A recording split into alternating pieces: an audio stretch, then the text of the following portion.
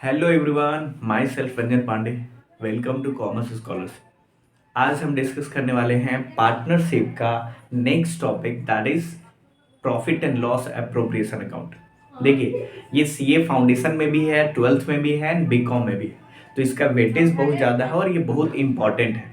तो हम इसको समझाने से पहले हम थोड़ा सा इस अकाउंटिंग का एक बैकग्राउंड आपको देना चाह रहे हैं, ताकि ये क्लैरिटी हो जाए कि सर इस अकाउंटिंग का ऑब्जेक्टिव क्या है, इसका मोटिव क्या है बनाने का। देखिए, जैसा कि आप जानते हैं कि जो अकाउंटिंग होता है वो अलग अलग बिजनेस के लिए अलग अलग होता है। जैसे जो प्रॉफिट मेकिंग ऑर्गेनाइजेशन है, जो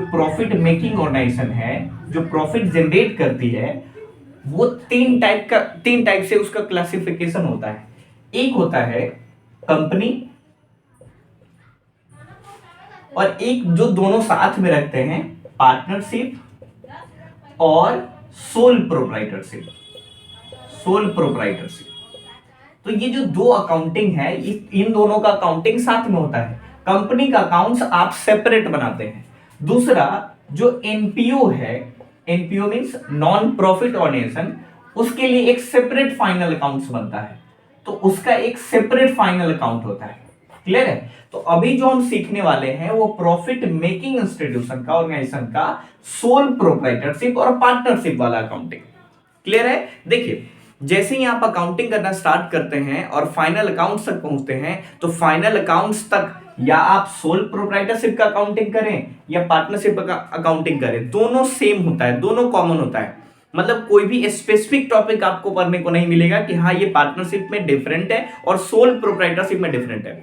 हाँ, जब आप फाइनल अकाउंट्स प्रिपेयर कर लेंगे, ट्रेडिंग अकाउंट बना लेंगे, पीएल अकाउंट बना लेंगे, बैलेंस शीट प्रिपेयर कर लेंगे, इसके बाद after making final accounts you will have to prepare specific account for the partnership.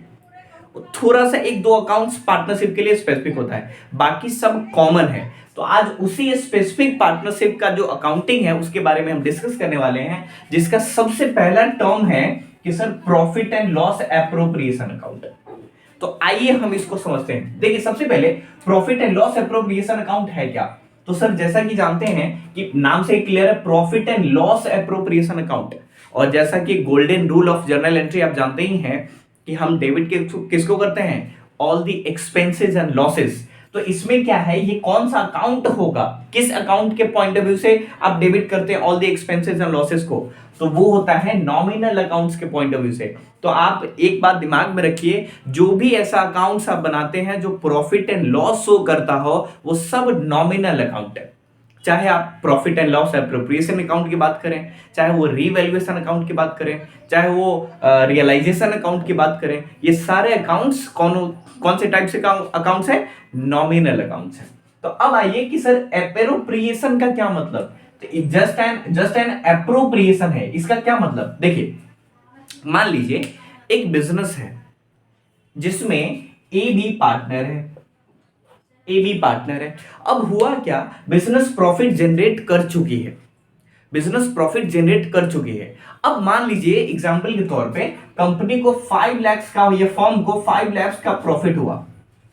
अब 5 लाख का जो प्रॉफिट है उसको क्या करें, कैसे डिस्ट्रीब्यूट करें? तो आपके माइंड में आ रहा है सर बहुत सिंपल है, इक्वल दोनों को शेयर कर देंगे। लेकिन आपको नहीं लग रहा है कि सर इक्वल शेयर करना किसी के लिए जस्टिस नहीं भी हो सकता है, जस्टिफिएबल नहीं भी हो सकता है? सर क्यों ऐसा? देखिए, हो सकता है ए का एफर्ट ज्यादा लगा हो, बी का एफर्ट कम लगा हो सकता है ए का कैपिटल ज्यादा लगा हो, बी का कैपिटल कम लगा हो। तो कंट्रीब्यूशन के अकॉर्डिंग क्या होता है? प्रॉफिट एंड लॉस एप्रोप्रिएशन होता है, उसका प्रॉफिट शेयरिंग रेशियो डिसाइड किया जाता है और उस रेशियो के अकॉर्डिंग आप डिस्ट्रीब्यूट कर सकते हैं। क्या ये 2.5 लाख दे सकते हैं, मतलब 2.5 दे सकते हैं? आप नहीं दे सकते हैं, वो जस्टिफिएबल नहीं होगा। तो सर इसी के लिए हम क्या करते हैं, एक सेपरेट अकाउंट्स बनाते हैं, that is called profit and loss appropriation account. It is just an appropriation. अच्छा सर, क्या यही बात है, सिर्फ कंट्रीब्यूशन को कंसीडर करते हैं? हाँ, कंट्रीब्यूशन के अकॉर्डिंग ही सारा कुछ आ जाता है। अब इसमें कुछ टॉपिक है, देखिए, जैसे सर एक पार्टनर को अलग चीज क्या मिल सकता है? देखिए, कोई पार्टनर एडिशनल कैपिटल लगाया है तो उसको इंटरेस्ट ऑन कैपिटल मिल सकता है। दूसरा, यदि वो एक्स्ट्रा एफर्ट डाला है, कंपनी का सेल इंक्रीज किया है फर्म का, तो उसको कमीशन मिल सकता है। क्या मिल सकता है? कमीशन मिल सकता है। दूसरा, यदि फर्म को वो बिजनेस को लोन दिया है तो उसको इंटरेस्ट ऑन लोन मिल सकता है, इंटरेस्ट ऑन लोन मिल सकता है। ये सारी चीजें उसको मिल सकता है अलग से। हाँ, एक्टिव पार्टनर, जैसा कि हम डिस्कस किए थे कि बिजनेस को मैनेज कौन करता है? Active partner. अब पार्टनर तो सब है, एग्जाम्पल के तौर पे मान लीजिए ए बी दोनों पार्टनर है, ए बी दोनों पार्टनर है। बी बोल रहे हैं हम काम नहीं करेंगे, हम बिजनेस को मैनेज नहीं करेंगे, ए तुम मैनेज कर लेना। तो एक बात बताइए, अब ए अपना वैल्यूएबल टाइम दे रहा है तो क्या उसको एक्स्ट्रा सैलरी नहीं मिलना चाहिए? ऑफ कोर्स मिलना चाहिए। तो ए को जो एक्स्ट्रा सैलरी मिलेगा वो भी हम कंसीडर कर लेंगे, तो जो पार्टनर सैलरी होगा। मतलब आप देख रहे हैं प्रॉफिट एंड लॉस एप्रोप्रिएशन है क्या? Sir just an appropriation of profit. हमारे पास जो प्रॉफिट आ गया है, अब इसको हम दोनों पार्टनरशिप में इसको कैसे एप्रोप्रिएट कर ले, कैसे एडजस्ट कर ले, तो इसी को बोलते हैं profit and loss appropriation account. यहां सिर्फ पार्टनर से रिलेटेड एक्सपेंडिचर को आप शो करेंगे, अदरवाइज किसी भी एक्सपेंस को हम शो नहीं करेंगे। हाँ, क्वेश्चन में तो बहुत सारे इररिलेवेंट डेटा होंगे, आएंगे क्वेश्चन पर, उस पर ही हम डिस्कस करेंगे। फिलहाल आई होप कि ये क्लियर हो गया होगा आपको। अब देखिए, इस अकाउंट्स के थ्रू हम आपको क्लियर करने का प्रयास करते हैं। देखिए, सबसे पहले जैसा कि हम बताए थे कि सोल प्रोप्राइटरशिप और पार्टनरशिप का अकाउंटिंग फाइनल अकाउंट तक सेम होता है। तो देखिए, मान लीजिए एक बिजनेस है जिसका ये ओपनिंग स्टॉक है, परचेज है, वेजेज है और सेल हुआ और क्लोजिंग स्टॉक है, तो इसका ग्रॉस प्रॉफिट कितना आ गया? 1,50,000। ग्रॉस प्रॉफिट मींस सर ऐसा प्रॉफिट जिसमें से अभी भी बहुत सारे ऐसे एक्सपेंडिचर हैं जो चार्ज करने हैं, अभी बाकी है चार्ज करना। ठीक है सर, चार्ज कर लीजिए।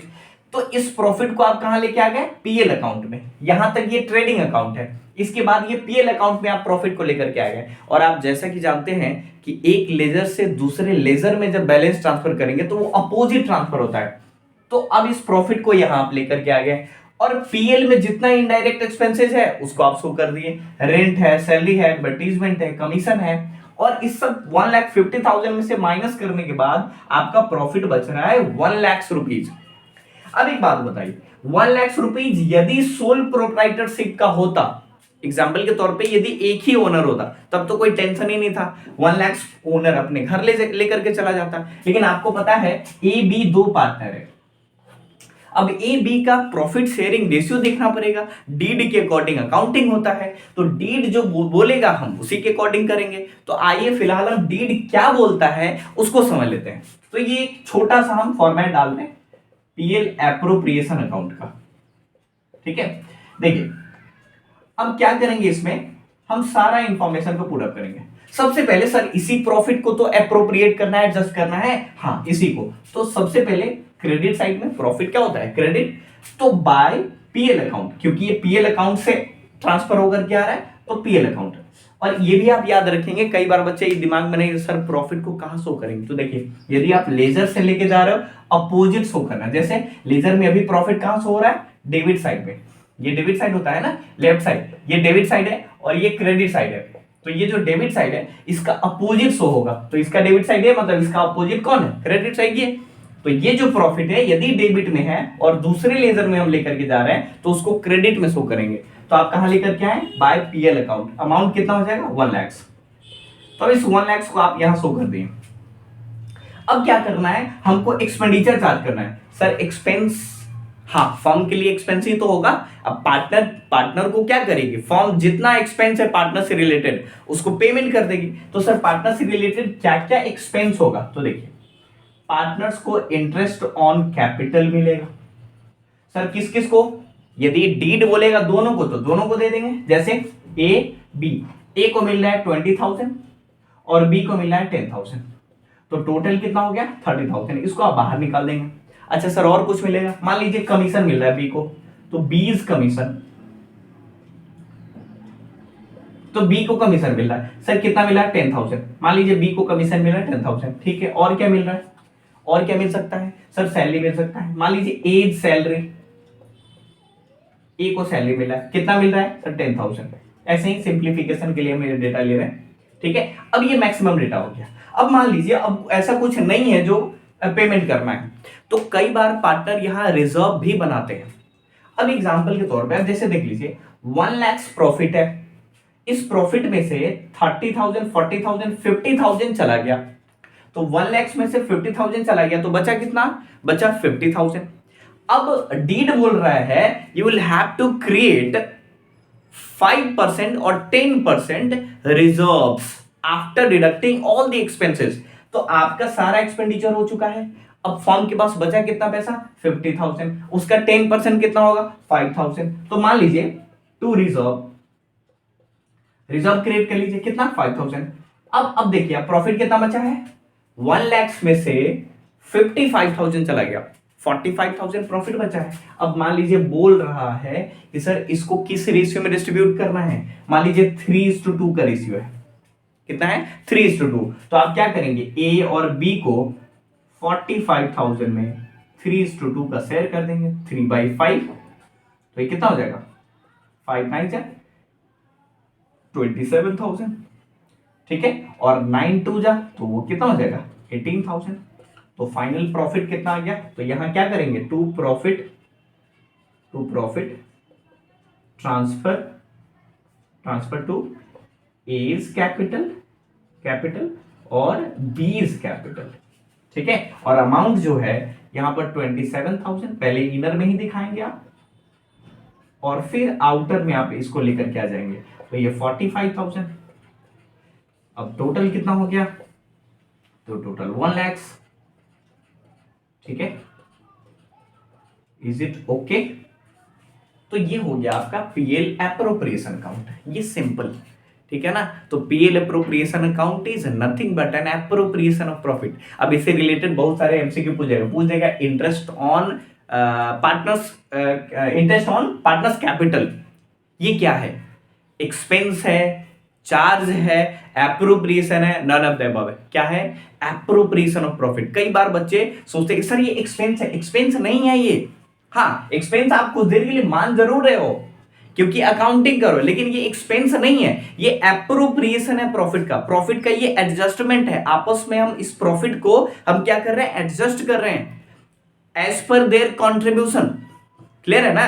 चार्ज क्या होता है सर, एक और चीज होता है सर, चार्ज वो पीएल में आ जाता है। ये जो पीएल में देख रहे हो ना, रेंट है, सैलरी, एडवर्टीजमेंट, कमीशन है, नेट ये कहां जाता है, चार्ज में। मतलब चार्ज मतलब क्या है सर, चार्ज मतलब वेदर फॉर्म्स अर्नड प्रॉफिट और incurred loss it will have to pay. क्या सर, चार्ज वाला एक्सपेंसेस। एग्जाम्पल के तौर पे रेंट, सर प्रॉफिट नहीं हुआ है, लैंड ओनर को बोल सकते हैं क्या रेंट नहीं देंगे, देना पड़ेगा आपको। तो चार्ज मतलब अपने कंट्रोल में नहीं, जिसका पेमेंट करना ही पड़ेगा, प्रॉफिट हुआ हो या नहीं हुआ हो आपको पेमेंट करना पड़ेगा। लेकिन sir these are not charges, ये चार्ज नहीं है, इंटरेस्ट ऑन कैपिटल चार्ज नहीं है। Interest on capital is an appropriation of profit. तो आपको फॉर्म को प्रॉफिट हुआ है तो पार्टनर को देगी, अदरवाइज नहीं देगी। Is it okay? तो ये डीड के अकॉर्डिंग होगा। यदि पार्टनरशिप डीड बोलता है कि नहीं फॉर्म को लॉस हो भी फिर भी देना है, तो हम फॉर्म को उसको पेमेंट करेंगे पार्टनर को, बाकी जो लॉस होगा फिर पार्टनर्स आपस में डिस्ट्रीब्यूट कर लेंगे। Is it very clear? तो ये चार्ज वाला टॉपिक थोड़ा सा आप ध्यान रखेंगे कि सर चार्ज जो होता है ना वो पीएल एप्रोप्रिएशन में शो नहीं होता है। वो कहां से होता है, वो पीएल अकाउंट में शो होता है। वो आउटसाइडर का एक्सपेंडिचर है, ये इनसाइडर्स का एक्सपेंडिचर है। आउटसाइडर के एक्सपेंडिचर जो है उस पर आपका कंट्रोल नहीं होता है, इनसाइडर के एक्सपेंडिचर पे आपका कंट्रोल होता है। क्लियर? आई होप कि ये क्लियर हो गया होगा। नेक्स्ट टॉपिक इससे रिलेटेड जो एडजस्टमेंट है उस पर हम नेक्स्ट वीडियो लेकर के आएंगे। तो आज के लिए इतना ही। Thank you so much.